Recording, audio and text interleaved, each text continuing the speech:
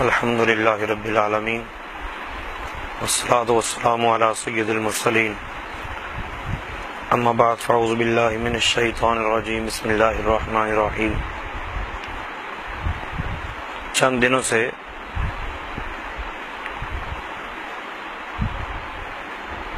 پیر افضل قادری صاحب کا ایک کلپ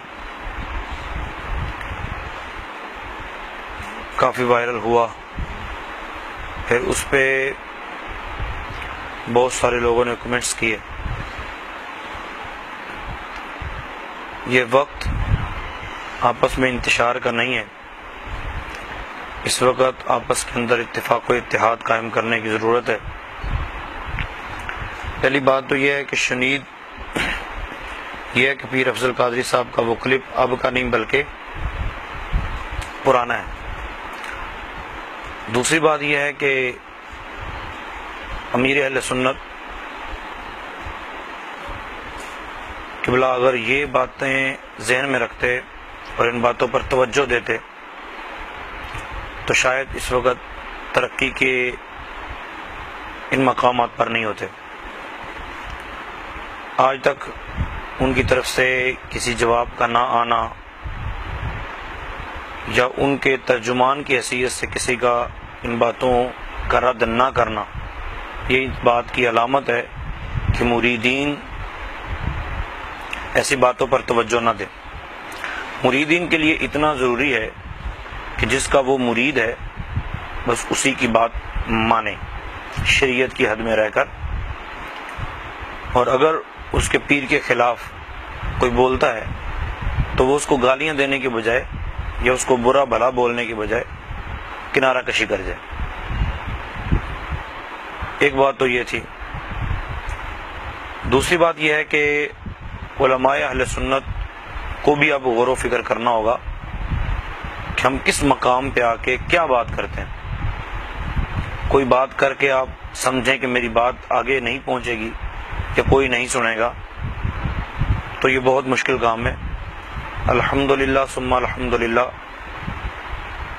حضرت علامہ مولانا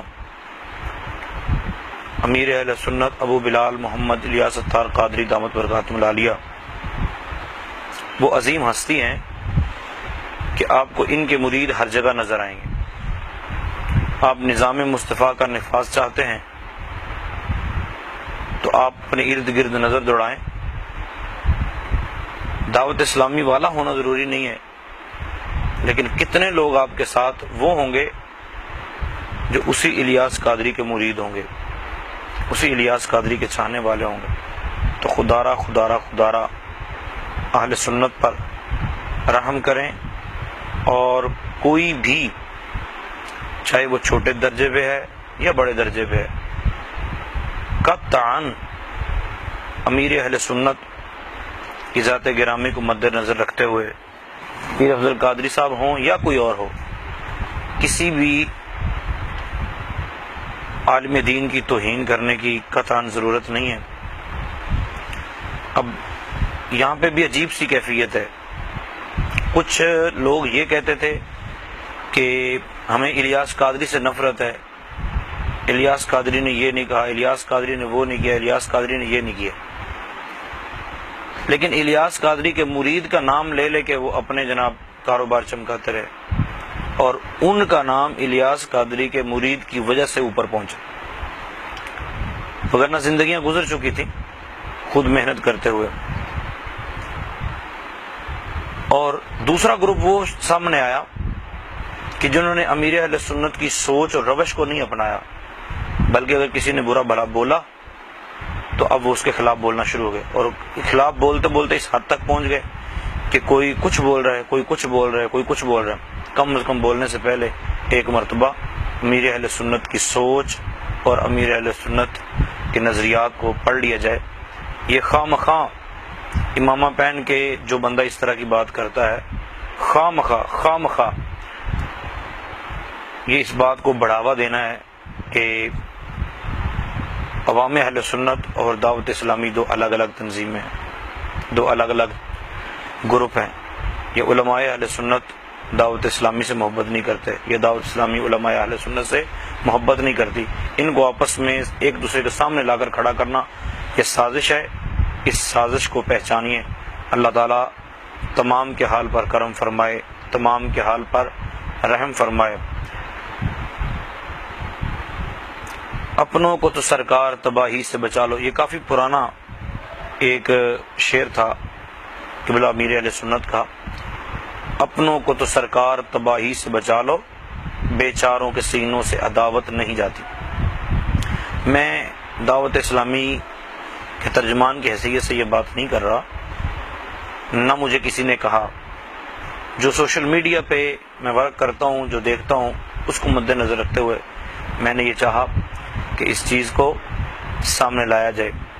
ایک بڑی اہم بات میں یہاں عرض کرنا چاہتا ہوں کہ پیر افضل قادری صاحب نے سیاست کے حوالے سے جو بات کہی، اصل میں سیاست کہتے کسے ہیں، سیاست کی اصل تعریف کیا ہے اور موجودہ سیاست کیا ہے، یہ فرق تھوڑا سا سمجھنے کی ضرورت ہے۔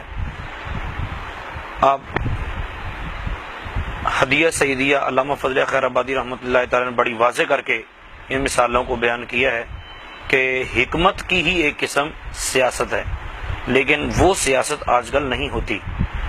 تو پیر افضل قادری صاحب اگر اپنے مقام پہ کھڑے ہو کے یہ سمجھ رہے ہیں کہ سیاست نہ کرنا بیوقوفی ہے، تو ان کو میں یہ گوش گزار کروں گا کہ جس سیاست کی آپ بات کر رہے ہیں وہ سیاست جو میں نے دیکھا ہے وہ دعوت اسلامی نیچے والے طبقے سے لے کر اوپر تک کر رہی ہے، اور جس سیاست سے بیزاری کا اظہار دعوت اسلامی کرتی ہے وہ جھوٹ اور دو نمبری کی سیاست ہے۔ تو اپنے اپنے مقام پہ رہ کر اگر دونوں گروہ سوچیں گے تو میرا خیال ہے بات غلط نہیں ہے۔ آپ تھوڑا سا زاویہ چینج کریں، تھوڑی سی سوچ اور فکر چینج کریں، وسعت پیدا کریں، انشاءاللہ عز و جل اللہ تعالیٰ آپ لوگوں کو کامیابیاں دے گا، اللہ تعالیٰ آپ پہ مہربانیاں کرے گا۔